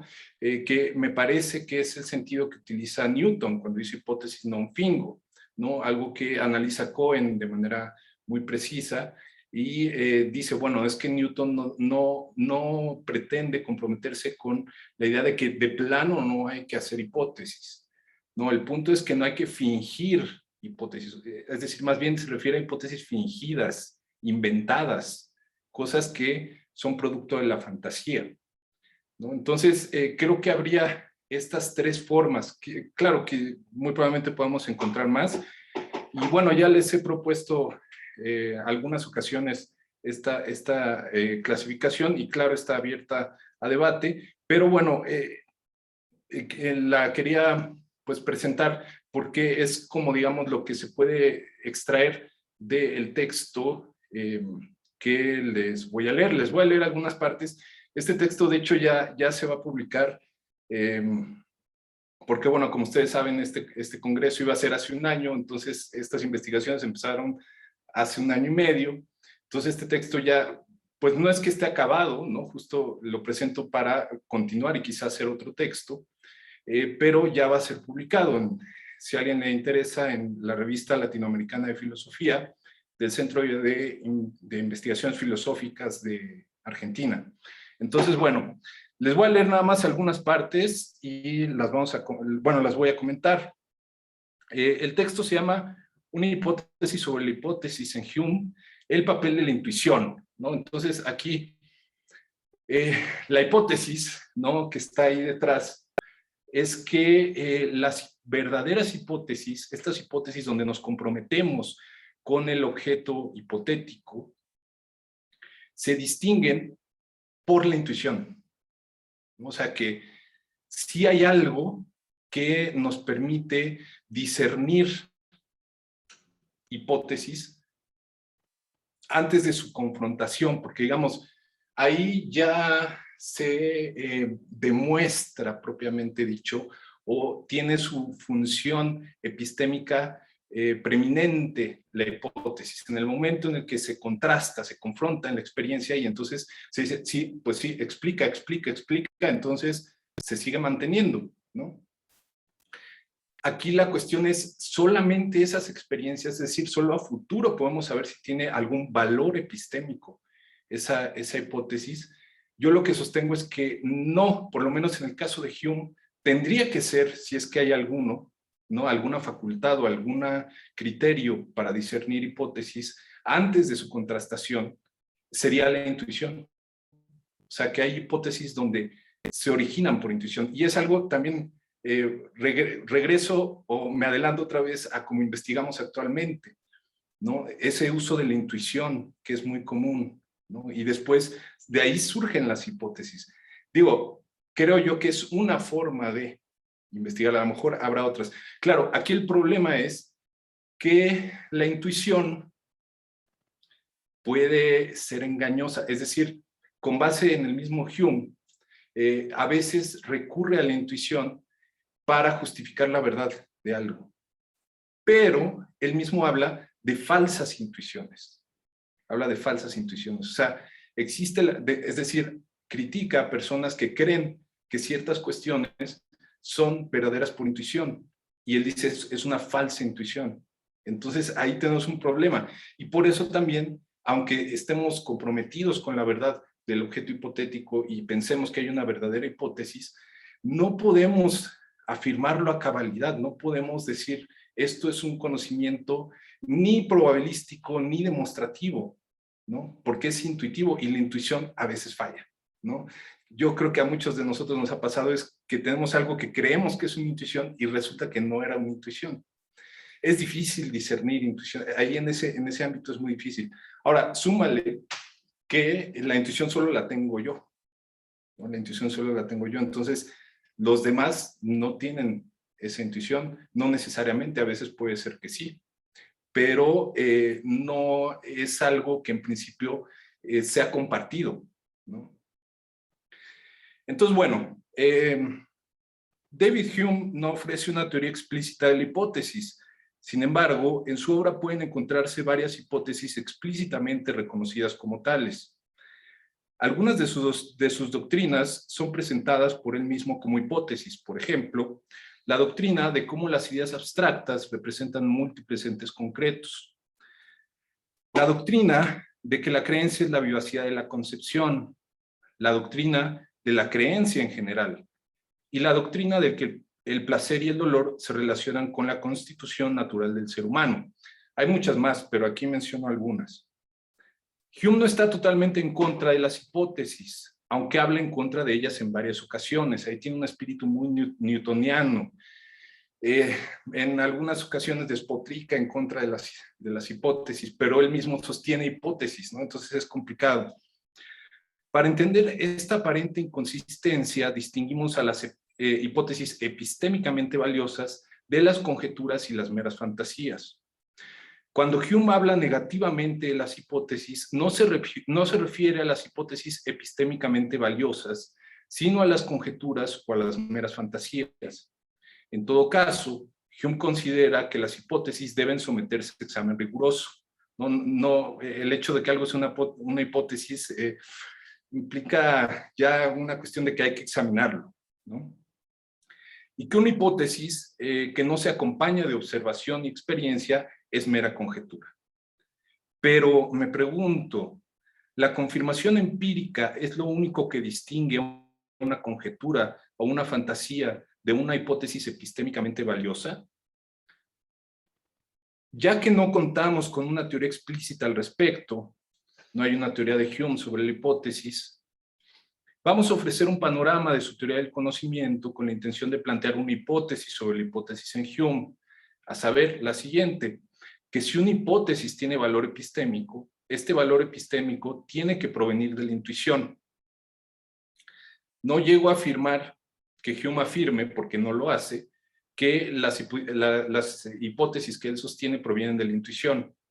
Lo que digo es que, dadas las fuentes de conocimiento que presenta Hume, ¿no? Que son la demostración, la inducción y la intuición, ¿no? La hipótesis no es ni demostración ni inducción. Por lo tanto, si tiene valor epistémico, tendría que provenir de la intuición.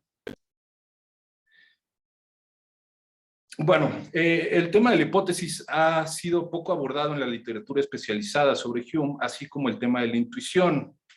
Y bueno, aquí hago una reconstrucción por algunos de los clásicos, comentadores clásicos de Hume, lo que dicen sobre la hipótesis y sobre la intuición, que es poco, ¿no? Y bueno, también refiero un poco a Cohen en su interpretación de la hipótesis non-fingo, y a Knoxon, que es quizá uno de los que más habla de la hipótesis en Hume, que muestra justamente esta semejanza en el tratamiento de la hipótesis con Newton, ¿no? En este negarlas o en este atacarlas, pero a la vez en utilizarlas, ¿no? Y generar una especie de inconsistencia o problema. Bien, ahora, para el argumento que quiero sostener, hay que distinguir entre la confirmación empírica de los fenómenos que son explicados por las hipótesis y la validación de las hipótesis en sí mismas. Es esto último lo que nos interesa para determinar el valor epistémico de las hipótesis e indagar la existencia de hipótesis epistémicamente valiosas, más allá de su potencial explicativo. En el momento de su formulación, cuando aún no se ha realizado el trabajo de contrastación, ¿es posible distinguir una hipótesis epistémicamente valiosa de una conjetura o una mera fantasía?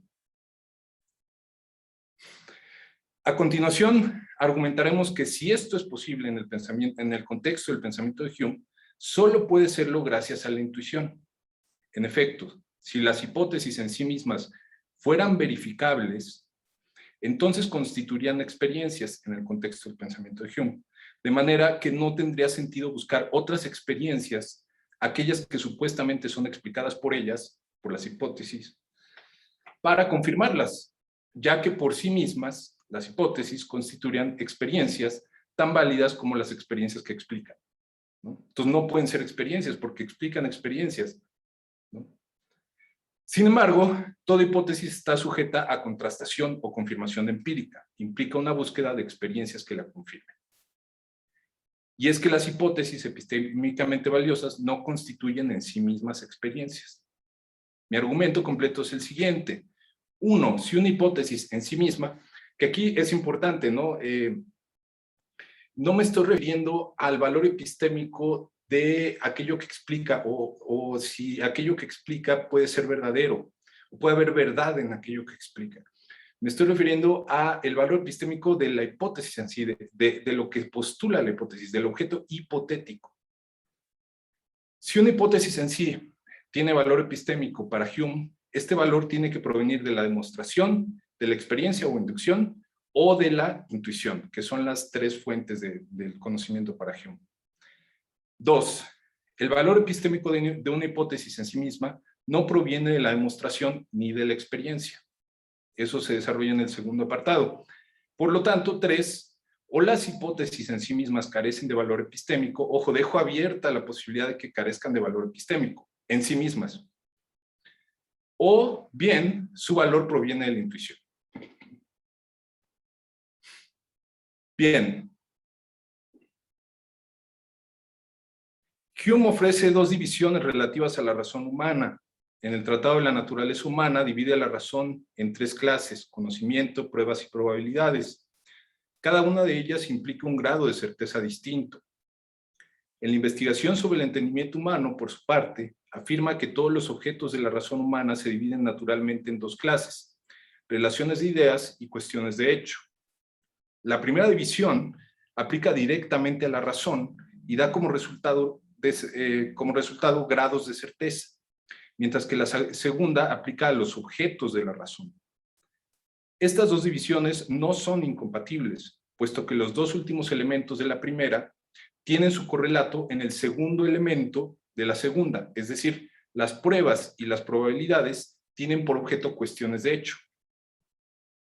Sin embargo, si consideramos que la diferencia entre los dos últimos elementos de la primera división es, según el tratado, que el razonamiento por pruebas está completamente libre de duda e incertidumbre, mientras que el razonamiento probabilístico es dudoso e incierto, ya que consiste en afirmaciones sobre casos azarosos o sobre causas que no generan una creencia segura, entonces encontramos una cuestión que vale la pena explicar.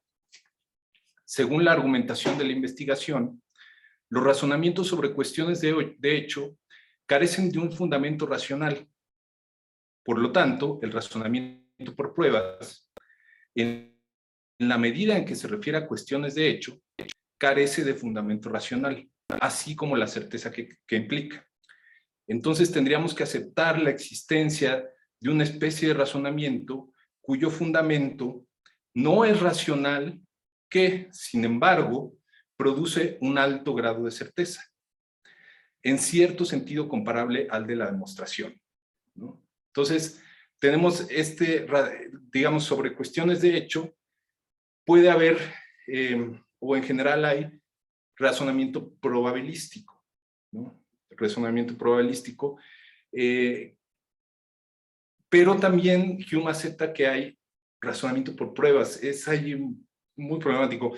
Con Hume hay que acostumbrarse a la inconsistencia. Es un pensador que está plagado de inconsistencias, que a mi modo de ver eso no es negativo, sino es una invitación a la interpretación, ¿no?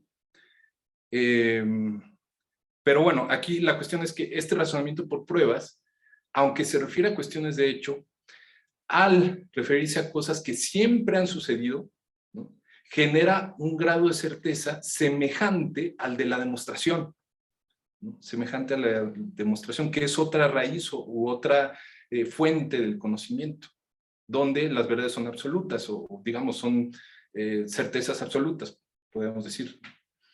Entonces, cuando algo sucede siempre, como la noche o la muerte, ¿no?, dice Hume, tenemos una certeza prácticamente indubitable, ¿no?, comparable a la de 2 más 2 es igual a 4, ¿no? Claro, ahí la cuestión es que 2 más 2 en el caso de 2 más 2 es igual a 4, su contrario o algo distinto es inconcebible. En el caso de, son más todavía en verdades lógicas, ¿no? El contrario es inconcebible. Pero en el caso de los razonamientos por pruebas, aunque la certeza es prácticamente absoluta, es decir, nadie llega a dudar en su sano juicio de que se va a morir, ¿no? Quizá lo niega, pero sabe, tiene la certeza, ¿no? Dirá después Heidegger, es nuestra única certeza, ¿no? O que va a venir la noche, ¿no? Pero aún así su contrario es concebible. Entonces, concebible es imaginable y por lo tanto para Hume es posible en realidad que eventualmente en un futuro los seres humanos no mueran, ¿no?, o que no haya noche. Eso es concebible.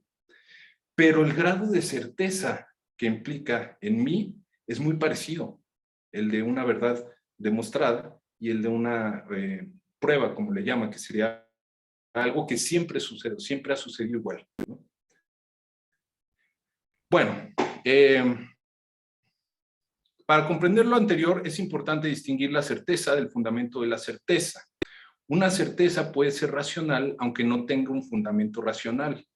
Esto es lo que sucede con los razonamientos por pruebas y los razonamientos probabilísticos, ¿no? Entonces aquí un punto muy importante es que ambos no son racionales, provienen del hábito o la costumbre. O sea, me he habituado tanto a la noche, ha pasado tantas veces que me ha provocado ya un hábito sensible, pasional prácticamente, no racional. O sea, yo estoy seguro de que anochecerá por un aspecto sensitivo más que por un aspecto racional. Pero eso no quiere decir que sea irracional creerlo, ¿no? Y eso es lo importante. Esto es lo que sucede con los razonamientos por pruebas y los razonamientos probabilísticos. Pero el hecho de que carezca de fundamento racional no implica que sean incompatibles con la razón. Además, estos razonamientos implican operaciones de la mente. Implican clasificación de percepciones según su semejanza, de manera que se suman las veces en que ha sucedido un evento en determinadas circunstancias con respecto a las veces en que no ha sucedido, o las veces en que ha sucedido algo distinto en las mismas circunstancias. Esto basta para obtener un alto grado de certeza, como es el del razonamiento por pruebas, en cuanto siempre sucede lo mismo. Pero en un segundo nivel, sí, ok. En cuanto no siempre sucede lo mismo, es pertinente tratar de establecer relaciones causales. La mente puede vincular dichos eventos con sus posibles causas a manera de determinar si es más probable que suceda una u otra cosa.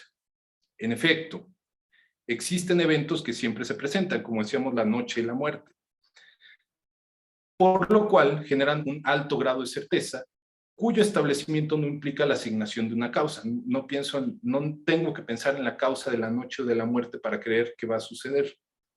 Sin embargo, cuando se trata de hechos que no siempre suceden, la asignación de una causa puede ofrecer mayor certeza con respecto a su probabilidad. Y en cuanto se trata de causas que no son objeto de experiencia, entonces se requieren hipótesis. En todo caso, tanto el razonamiento por pruebas como el probabilístico descansan en la experiencia y por tanto en una proposición que no es posible justificar racionalmente. Es decir, que no se puede demostrar o probar, ni es posible medir su probabilidad sin presuponer la eficacia de los razonamientos probabilísticos. Esta proposición es que las cosas se comportarán en el futuro de la misma forma en que se han comportado en el pasado. Dicha proposición no es demostrable, porque no se trata de una simple relación entre ideas, sino que depende de las impresiones y la experiencia. Tampoco es una certeza probada, porque hay ocasiones en las que las cosas cambian y no se comportan igual a como se han comportado anteriormente. Finalmente, su probabilidad no puede ser establecida si no es presuponiéndola. Esto es, si decimos que, por ejemplo, es 50% probable que las cosas se comporten en el futuro de la misma manera en que se han comportado en el pasado, ya que es lo que nos enseña la experiencia, estamos presuponiendo que las cosas van a comportarse en el futuro de la misma manera en que se han comportado en el pasado. Es decir, que ese 50% se mantendrá en el futuro. Y no es contradictorio pensar que esto último no suceda. O sea, aun si se hiciera así un esfuerzo neoenciclopédico, ¿no? de establecer la probabilidad de todos los hechos pasados, se llegara a la conclusión de que es un 50% probable que se repitan, en promedio, ¿no? Aún presuponemos que eso se va a mantener, ¿no? O sea, sigue siendo un problema, ¿no? ¿Cómo sabemos que ese 50 se va a mantener después? Hasta ahora es lo que ha sido, pero después quién sabe. Bueno, simplemente voy a hacer un comentario general de lo que resta porque ya queda poco tiempo. Pero bueno, ahí sigo presentando el razonamiento probabilístico y bueno, sitúo un poco la hipótesis y después presento el razonamiento demostrativo. ¿Por qué no puede ser el que genera la hipótesis y el experimental, el probabilístico, porque sí? Para tratar la intuición, ¿no? Que es un poco lo que me gustaría simplemente mencionar un poco para terminar. En el marco del pensamiento de Hume, la hipótesis no constituye ninguno de los dos tipos de razonamiento que existen, demostrativo y probabilístico. El valor epistémico de una hipótesis no proviene, pues, ni de la demostración ni de la experiencia. Si no proviene ni de la demostración ni de la experiencia, y sin embargo es una especie de conocimiento, tiene que provenir de la intuición, que es la única fuente de conocimiento que queda. En efecto, la intuición no implica razonamiento. No es ni razonamiento demostrativo ni probabilístico. Sin embargo, del hecho de que la intuición no sea racional, no se sigue que sea contraria a la razón o incompatible, como veíamos con el razonamiento con pruebas. No se funda en algo racional, pero no quiere decir que sea contrario a la razón. Creer que mañana va a anochecer o que eventualmente voy a morir. Así pues, el que las hipótesis epistémicamente valiosas provengan de la intuición y por tanto no constituyan ningún tipo de razonamiento, no quiere decir que sean contrarias a la razón. De hecho, una hipótesis puede llevar al descubrimiento de la verdad y puede considerarse racional. Además, una hipótesis puede implicar muchos razonamientos demostrativos y probabilísticos. Sin embargo, dichos razonamientos no permiten elegir una hipótesis para un fenómeno dado entre todas las posibles. En el momento de su formulación, la elección de una hipótesis sobre otra tiene que provenir de la intuición o es arbitraria. Entonces, bueno, pues hasta ahí le dejo. Muchísimas gracias por escuchar. Mario, muchísimas gracias por tu ponencia, muy interesante. Y pasamos ahora, tenemos 10 minutos para preguntas y respuestas. Muy bien, Mario. Entonces, por aquí puso, ahora pasamos con las que pusieron primero en el chat, que pusieron a la mitad de tu ponencia. Javier Naranjo pregunta, ¿acaso es posible que hayan hipótesis no apegadas a la realidad? De ser así, ¿cuál sería el sentido de hablar sobre hipótesis sin un sentido epistemológico?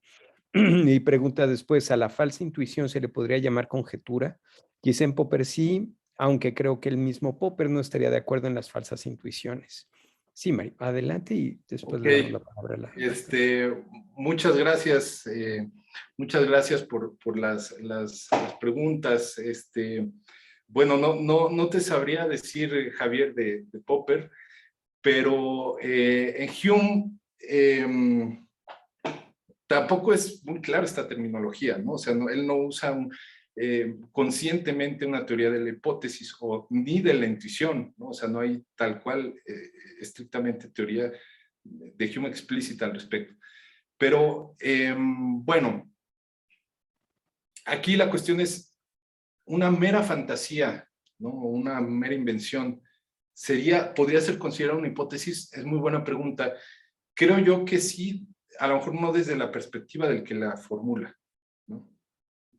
A lo mejor eso es más común que sea considerado de esa forma por alguien externo. Eso es pura fantasía, ¿no? O eso es pura invención. Pero sí se puede considerar así una hipótesis, ¿no? Sí se puede ser considerada de esa forma. Pero claro, ahí la cuestión es que no tendría mucho sentido formular una hipótesis que es mera fantasía, a menos que la fantasía tenga efectos cognitivos o cognoscitivos, que eso ya nos metería en un debate más complicado, que quizá en filosofía de la literatura o en esas cuestiones podría tener concreción. Pero sí, en principio, con motivo, si uno está tratando de conocer o hacer ciencia, parece contraintuitivo que uno formule una invención o una fantasía como hipótesis. Ahora, esto podría entrar dentro de la idea de modelo científico, dentro de estas hipótesis que yo sé que no existen, pero me permiten explicar algo. O sea, yo sé que no existe el objeto hipotético, pero lo voy a utilizar para explicar algo. Podría ser ahí, pero también podría ser del otro lado, de la literatura o de las artes. Ahora, respecto a tu segunda pregunta, la falsa intuición se podría llamar conjetura.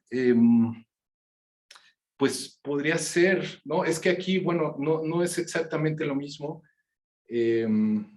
Admitió una persona, perdón, fue reflejo. No sé si estuvo bien o mal. Bueno, ya de las clases se acostumbra uno a picarle a admitir.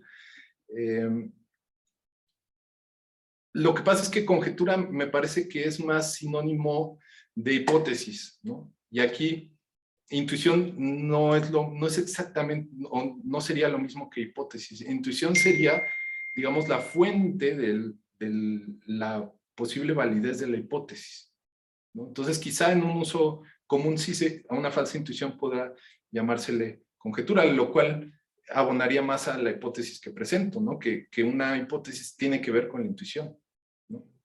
Muy bien, muchas gracias, Mario. Le damos la palabra entonces a Alejandra. Adelante, por favor. Gracias, Mario, por tu exposición. Veo que de aquel trabajo que nos presentaste hace tiempo, avanzaste mucho. Te felicito.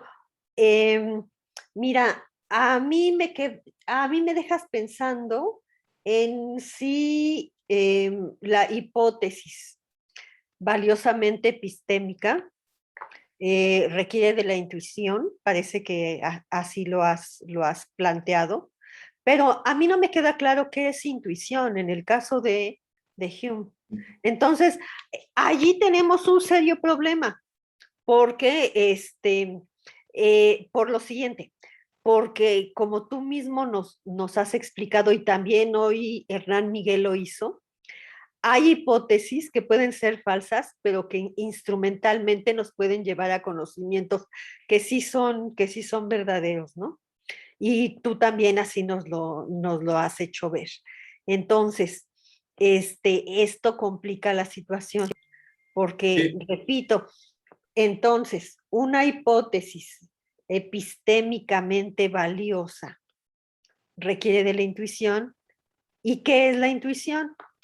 sí, sí, no lo leí, pero claro, hablo de eso.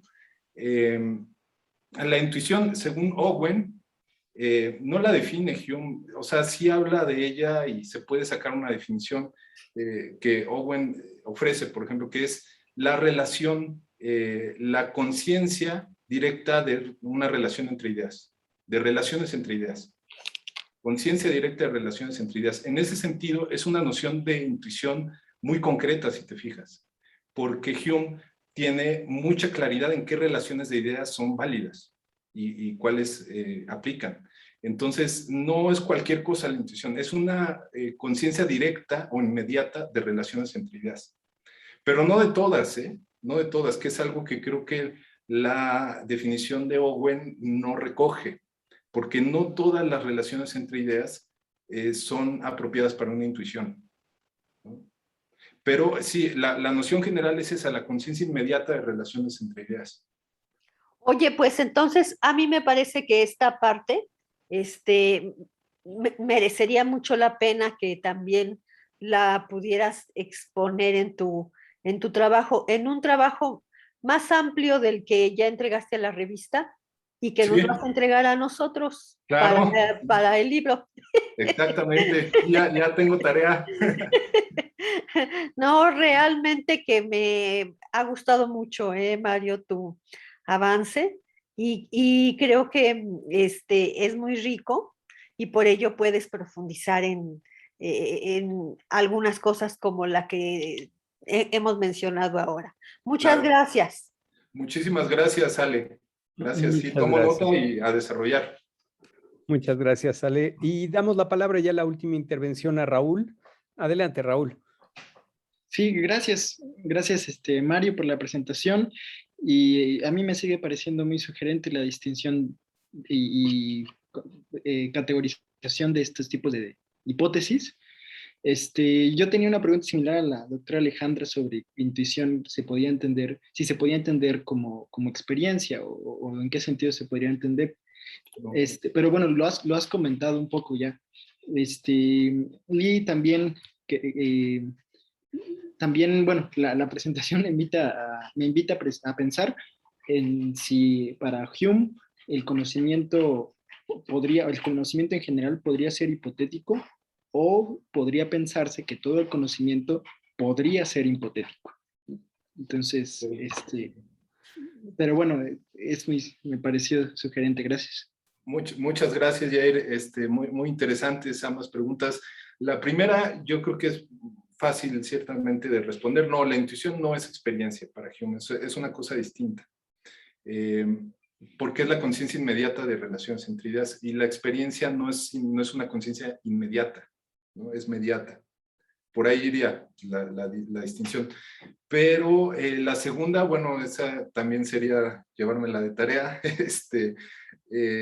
No creo que todo el conocimiento sea hipotético, sobre todo el experimental, ¿no? Pero, y bueno, está el demostrativo, o sea, Hume sí acepta que hay verdades demostrativas. Claro, lo que dice es que no dice nada de la realidad, o sea, no dice nada de la experiencia, pero sí hay, ¿no? Y está la experiencia, que sería otro tipo de conocimiento, ¿no? Pero sí creo que habría un cierto tipo de investigación dentro muy importante dentro del pensamiento de Hume, que sería hipotética, ¿no? En su totalidad. Muy bien, pues Gracias. muchísimas gracias, Mario. Muchísimas gracias a los tres ponentes, a Sofía Alvarado, a Leonardo Ruiz Gómez y a Mario Chávez Tortolero. Muchísimas gracias por sus interesantes ponencias.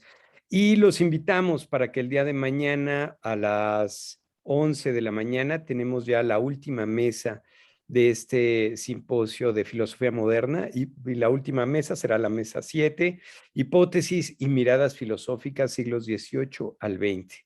¿Sí? Entonces los invitamos para que el día de mañana a las 11 de la mañana nos acompañen y agradecemos muchísimo a nuestros ponentes, a todos los participantes, a todas las personas aquí. Y yo nada más para terminar, Mario, pues compártenos cuando tengas, cuando esté el artículo, si lo puedes compartir ya de una vez, porque también me va a interesar muchísimo leerlo y comprender mejor por qué no sería un igual conocimiento probable la hipótesis, ¿no? Pero bueno, ya eso lo me imagino con más detalle. Pero muchísimas gracias a todos, a los tres, muy interesante todo, y gracias a todos los asistentes y a las personas que nos han seguido ahí por el Facebook. Pues muy buenas noches y que todos estén muy bien.